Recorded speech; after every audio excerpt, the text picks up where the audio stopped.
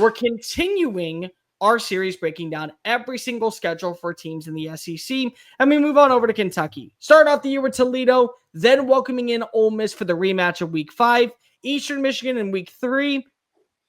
Then you got to travel back-to-back weekends to South Carolina and Georgia, another bye week on October 11th, and then you run through the murderer's row of anyone. I think nobody wants to play this. Texas, Tennessee, at Auburn, Florida, Tennessee Tech, at Vanderbilt, and you close out the year with Louisville. Dave, the most winnable game in conference for Kentucky is who? God, it's going to be the most negative I've been on anybody's schedule. So the most winnable conference game, huh, Bear? Yeah. That's what you're asking? Yes. Woo! Man, what landmine do you want to step on here? I was saying, who do you want to piss on? Favorite landmine here? Who do you want to piss on? I mean, maybe they get lucky and Vanderbilt beat the hell at the end of the year or something. I'm going to go at Vanderbilt. I don't feel good about that. I'm going to go at Vanderbilt. I'm going to go at Tennessee. I'm going to go Tennessee at home. And the reason I say that, I say that because it just feels like they're going to get an upset at some point. And Tennessee last year losing on the road at Arkansas, I just can't get that out of my brain right now. I can't get that out of my brain. It's like, okay, you bring in a new quarterback in Joey Aguilar. It's still early enough in the season to where, okay, well, it's October 28th. But at that point, if maybe you move off of Aguilar and you're going over to Merklinger, you're kind of just waving the white flag on 2025 as an overall season. You're just trying to figure out who's a part of your long-term roster. Maybe the buy-in's not really there anymore. And so, like, there's just a part of me that says it has to be a home game. And it has to be against somebody who could be more. Yeah, I mean, they never beat Tennessee, but they're due, too. You can make the case, too. That's the thing. It just feels like it could happen. Because Tennessee fans are listening like, holy hell. If we lose. Because, like, Florida, I don't believe is going to do it. But I also could say Florida. Like, I could say, like, it feels like one of them. You didn't mention Vandy. I think Vandy's the clear cut at least number 2. I can get the creative Tennessee game. They never beat Tennessee, but it's due. Maybe Tennessee's struggling, but you're right. But I think Vanderbilt's got to be the second. Can I just say it's Vanderbilt number 1, but I want to be different, and so I went with Tennessee because I just want to be Vandy fans would argue and be like, "Hey, what about at Auburn?" But I don't see them losing at Auburn. If it was at home, I would pick Auburn. I would absolutely pick Auburn. Yeah. The guaranteed loss. I mean, I'm going to go at Georgia after the trip to Columbia. I mean, the back-to-back road games, the SEC is hard as hell already for the good teams. And I've kind of stated a million times on the show, I'm not that high on Kentucky going into the year. So I'm going to go at Georgia. I'm going to go Ole Miss just because of how much that game is going to mean to Lane Kiffin. And it just feels like that's one of those matchups where he has been salivating knowing that Mark Stoops kept him out of the playoff. Kept this team, and again, it was his play calling. It was inadequate. Is there a world where you could see that game being a little tricky for Ole Miss? What? Is there a world where you could see that game being a little closer than we think probably right now? Maybe there's new roster for Ole Miss, first road game. There is, but there's also a part of me that says Lane Kiffin has been telling his players, I don't care how much you score in game 1. I care how much you score when we go up to Lexington.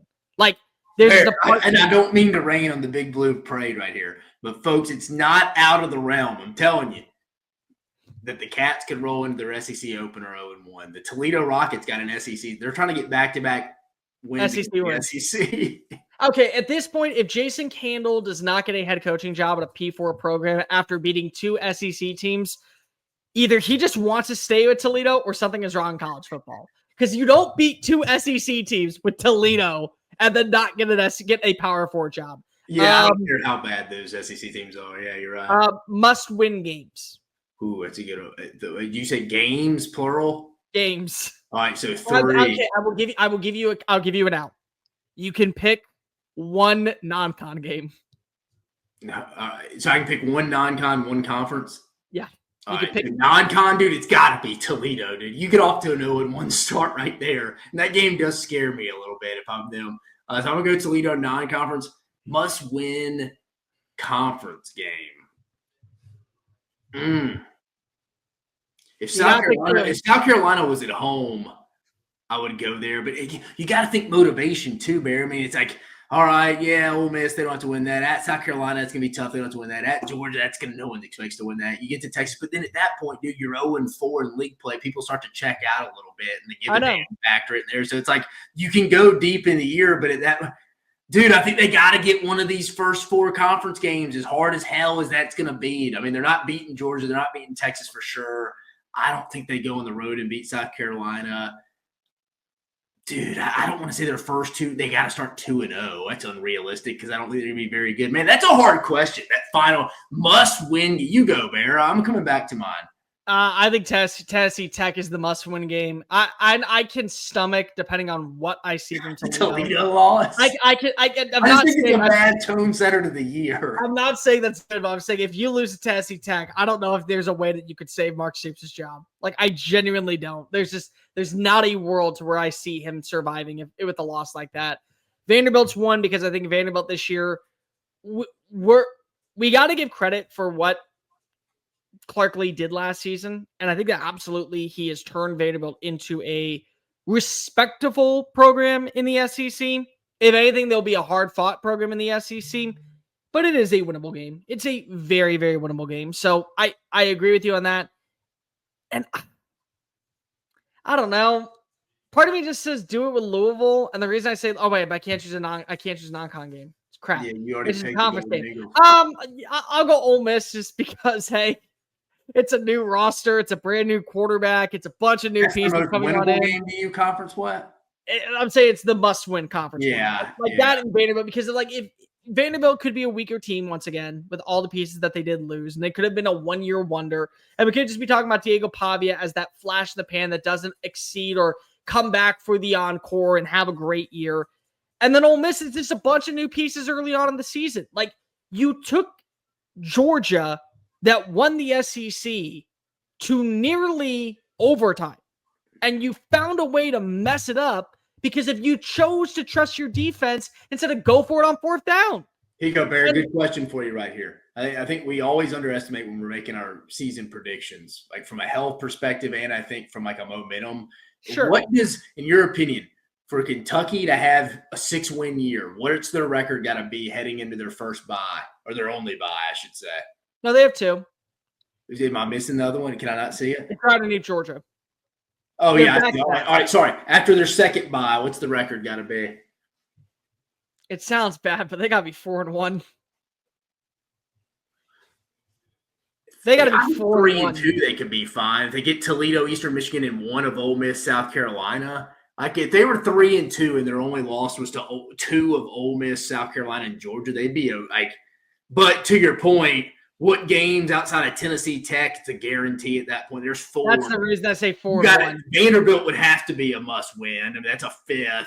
Then Auburn. What game are they getting? Texas at home, Tennessee at home, at Auburn, Florida, or Louisville. I mean, maybe they get one of those, but doubt. You're right. I mean, 4-1, you'd feel really good. But I'm going to go 3-2. All right, let's stop beating around the bush. What's the ceiling? What's the floor? The ceiling? What's the ceiling for Kentucky going into this year? Hold on, pull the schedule back up. 1, 2. I can tell you what the floor is. I think you know what the floor is. Yeah, I mean the floor is definitely 2 for me. What are you going floor? I go 3-9. See, I could see 2-10, dude, with just Tennessee Tech and Eastern Michigan. I mean, I see a world where Toledo could definitely beat them, and certainly Louisville.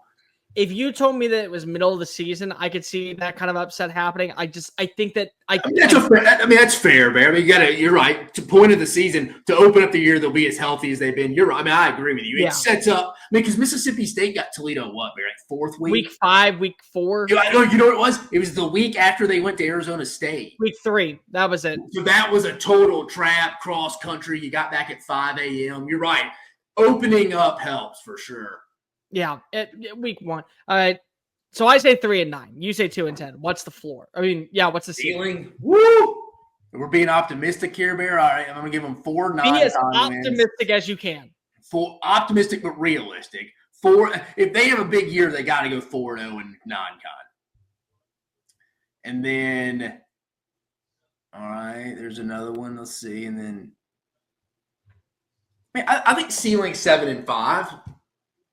I got 6-6. I was almost there too. Here's the reason why. It comes down to one main thing. I will already tell you, I'm ranking Zach Calzada as the worst quarterback in the SEC because I've seen him. I've seen him up close and in person. I've seen what he's done at a program. Cutter Boley, you like? I mean, I just don't know enough about. I don't think that they're going to give it to Cutter Boley. And like, I like some of the wide receivers they brought in. I really do like the defense. I love the South Dakota kid. Like, I think that he is going to be phenomenal for their front seven.